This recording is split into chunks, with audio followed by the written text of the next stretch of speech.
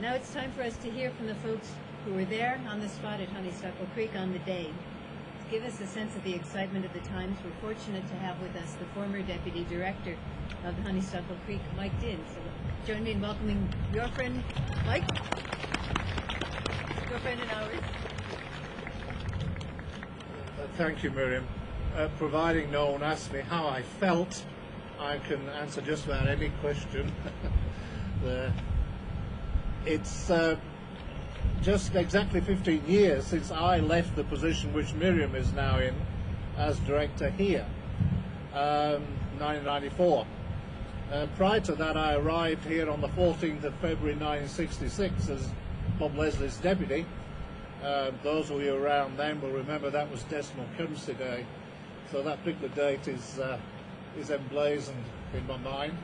It led me on to a fascinating career, and I'm not standing here for myself so much as for all you people. You all came in, a lot of you came in about that same time from different places, and little did you know it was leading you off into one of the best careers that anybody could have possibly had in the technical regime.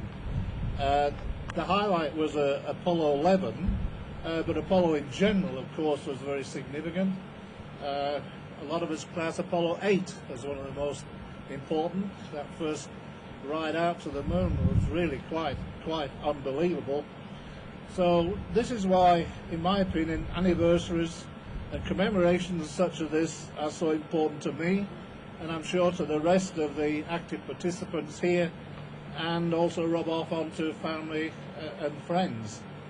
Luckily, I consider I was in the right place at the right time, and I happen to have a message here from Ed Fundell.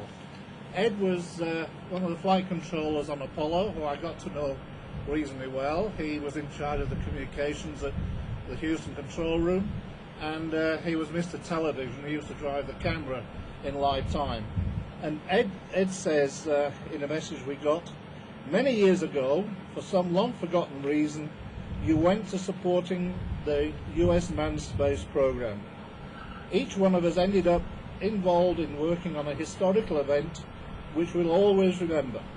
Somehow we ended up in the right place at the right time, which I think is quite appropriate to what happened to most of us.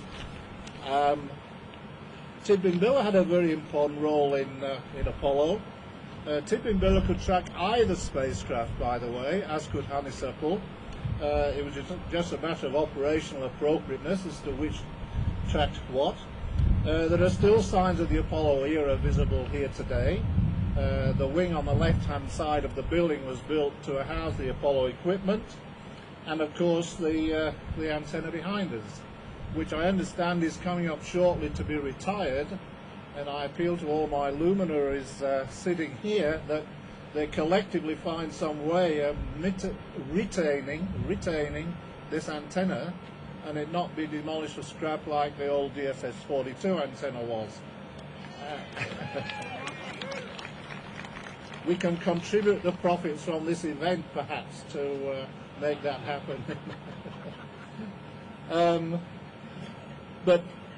So I do thank Miriam and CSIRO for hosting this event. I have a feeling as to what the amount of effort involved comes to, and Glenn Nagel for the 1001 details, and not only the details but the months of effort he's put in to make it happen. Glenn? Including the time capsule. Most of you are aware that there will be a time capsule buried this afternoon at Honeysuckle with the cooperation of the Namaji park managers, so most of you hopefully will be there. I just have to thank Col McKellar in all of this. Col is at the back. Put your hand up, Col. Col is the most knowledgeable space nut I've ever met, and I mean that in the nicest sense. If it wasn't for Col, a lot of this wouldn't have happened. Col's initiative helped make that Armstrong letter show up.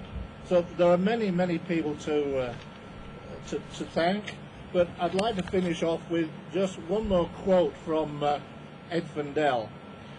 As I look back to that period of time, I remember how everyone involved, no matter what their assignment was, had the attitude that everything that they did would make a major difference on whether the landing took place successfully. Most people in the world do not realize the different types of people and the different jobs that were performed to make this event happen. I do know that everyone who supported us had the can-do attitude, which is why we were so successful. So on behalf of the active people, those who've had the magnificent career of being involved in this business, I do thank Miriam and company and CSIRO, and encourage you all to be joining with us this afternoon and tomorrow at lunch. We'll all be... Oh, and then we've got to ask John Saxon what he's going to organise for the 50th anniversary. Thank you very much.